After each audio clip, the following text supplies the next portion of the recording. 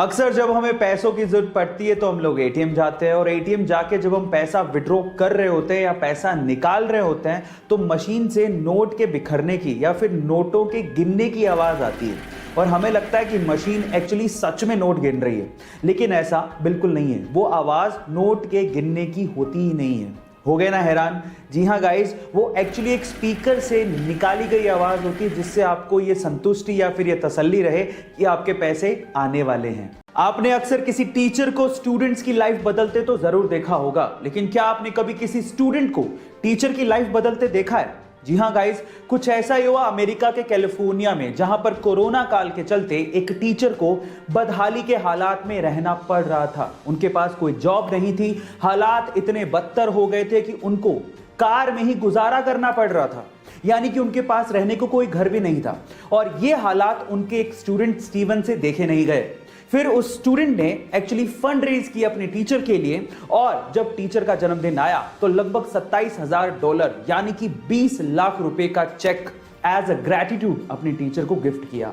आप इंडिया के बारे में कितना जानते हैं, ये सवाल के जवाब के बाद ही पता लगेगा। मेरा सवाल यह है कि इंडिया में हर साल नेशनल टेक्नोलॉजी डे कब और क्यों मनाया जाता है? क्या आप इसके बारे में जानते हैं? चलिए मैं इसका जवाब देता हूं। इंडिया में हर साल 11 मई को नेशनल टेक्नोलॉजी डे मनाया जाता है। और क्यों? उसके पीछे का कारण यह है कि 11 मई 1998 को पहली बार भारत ने वैश्विक दबाव के बावजूद भी पोखरण में परमाणु परीक्षण, वो भी सफल परमाणु परीक्षण किया था। और यह परमाणु परीक्षण दुनिया के सबसे सफल सीक्रेट मिशंस में से एक माना जाता है, जिसके बाद भारत को परमाणु शक्ति के तौर पर उभरने में मदद मिली थी।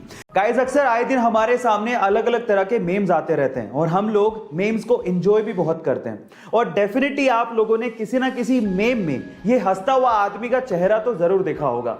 पर मेरा सवाल ये है कि ये हंसता हुआ आदमी का चेहरा क्या एक्चुअली ये एक स्केच है या फिर एक ओरिजिनल आदमी की फोटो है? क्या आप ये बात जानते हैं? चलिए मैं आपको बताता हूं। ये एक्चुअली कोई स्केच नहीं है, बल्कि ये एक ओरिजिनल आदमी की फोटो है। कौन है ये आदमी? मैं आपको बताता हूं। ये एक चाइनीज बास्केटबॉल एग्जीक्यूटिव है और बहुत ही फेमस बास्केटबॉल प्लेयर भी रह चुके हैं। इनका नाम है याओ मिंग। चलिए गाइस, एक सवाल पूछता हूं। क्या आपने कभी जेसीबी देखी है? नहीं, सवाल ये नहीं है, ऑब्वियसली आपने देखी होगी। असली सवाल ये है कि जेसीबी इसका मतलब क्या होता है, इसकी फुल फॉर्म क्या है? क्या आप जानते हैं? चलिए मैं आपको बताता हूं। देखिए, जेसीबी की फुल फॉर्म है जोसेफ साइरिल बॉम्फोर्ड। अब सवाल यह है कि जेसीबी की अजीब सी फुल फॉर्म आखिर बनी कैसे? तो मैं आपको बताता हूं कि जिस कंपनी ने जेसीबी को बनाया था उसके फाउंडर का नाम जोसेफ साइरिल बॉम्फोर्ड ही है। क्या इसके पहले तक ये अमेजिंग फैक्ट आपको पता था? और अगर नहीं पता था तो चैट सेक्शन में जरूर लिखिएगा। और ऐसे अमेजिंग वीडियोस के लिए यूट्यूब पे हमारे चैनल को सब्सक्राइब कर लीजिएगा। और अगर आप इंस्टाग्राम पे देख रहे हैं तो मुझे फॉलो करना मत भूलिएगा। मिलते हैं अगली वीडियो में।